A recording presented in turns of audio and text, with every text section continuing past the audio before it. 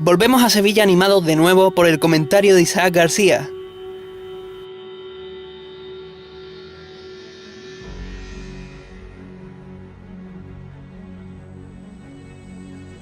Y en esta ocasión nos toca adentrarnos en el pasado de una de las torres más misteriosas que tiene esta ciudad. Su nombre, la Torre del Oro.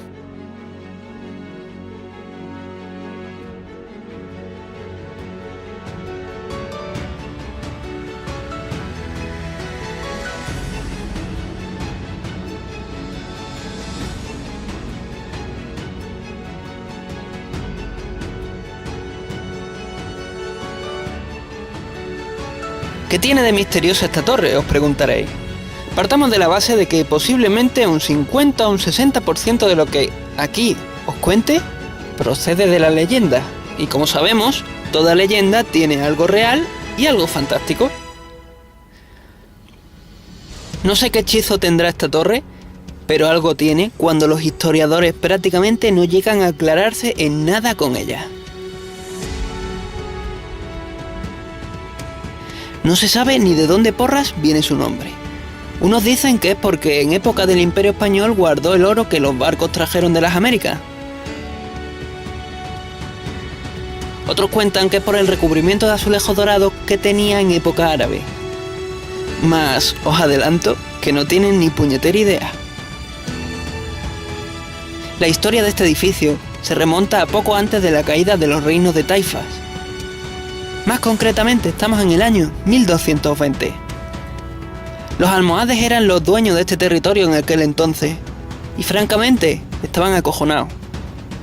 Y razón tenían para ello, pues mientras en el norte Fernando III al frente de las tropas castellanas se preparaba para la Gran Guerra, al sur, en África, empezó a fraguarse un intenso movimiento bereber con una única idea: llegar a la península ibérica. Esto es razón más que suficiente como para que se decidan a fortificar aún más las ciudades, y en este caso a proteger una de las puertas de entradas a la entonces llamada Iberia.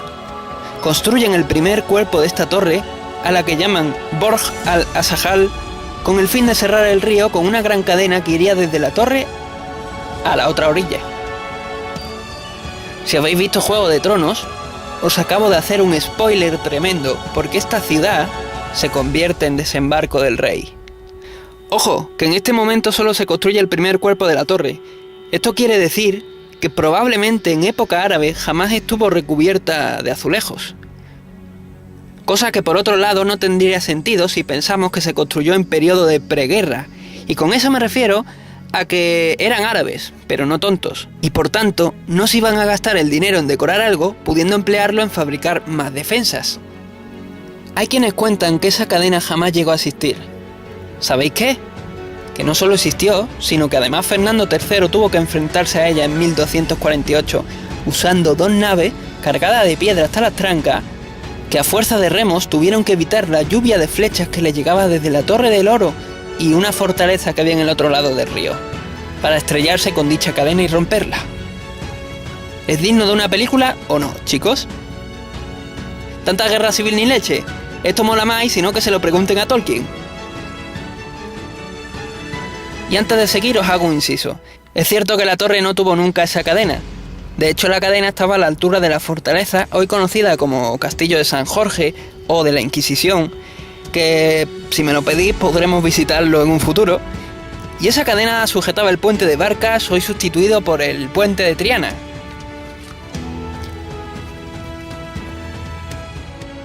La cosa es que era una torre albarrana, y os quedáis igual que yo, ¿verdad? Esa palabreja quiere decir que la torre estaba unida a la muralla por una especie de puente de piedra. Algo lo suficientemente débil como para poder destruirlo en caso de que la torre cayese en manos enemigas. Sea como sea, Sevilla es reconquistada. Porque no hay que olvidar que pasó a manos árabes por culpa de una traición, por su parte, en época visigoda, si mal no recuerdo.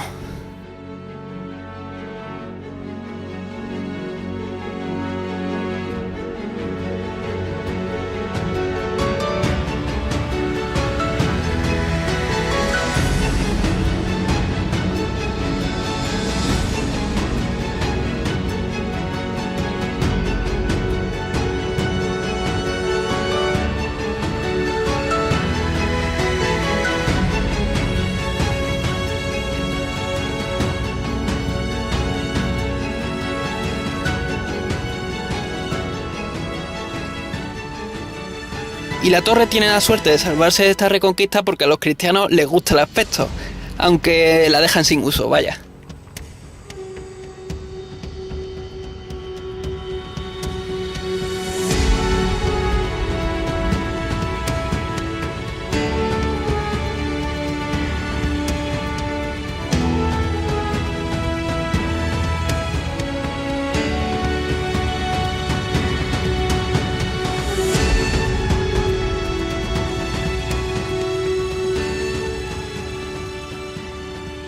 En el siglo XIV, Pedro I el Cruel ordena la construcción del segundo cuerpo de la torre, y no es hasta 1760 que se le añade el último cuerpo, que curiosamente es el único que tiene azulejo.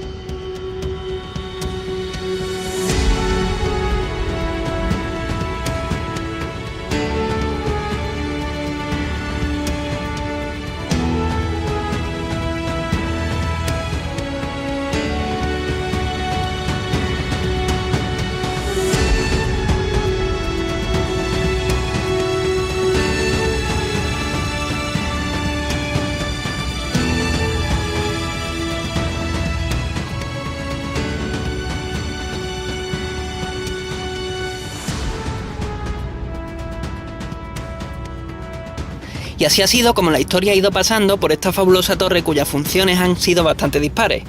Baluarte, granero, capilla, prisión y ahora museo naval. Además de que, no sé por qué razón, aparece en el escudo de Santander. Así pues, espero que hayáis disfrutado de la visita y que la torre sea capaz de resistir muchísimos años más, del mismo modo que resistió un asedio, su abandono, el terremoto de 1755, la llegada de los franceses, una guerra civil y Dios sabe cuántas cosas más. ¡Buen camino!